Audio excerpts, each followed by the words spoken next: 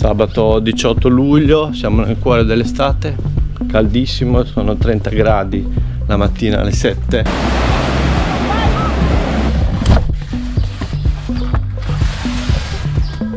Chiuso tutto, in arrivo il temporale, previsto vento forte.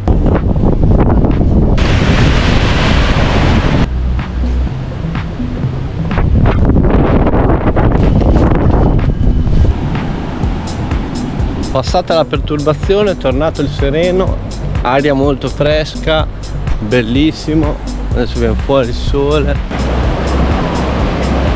Buongiorno ragazzi, buongiorno. Si salpa? Guarda qua.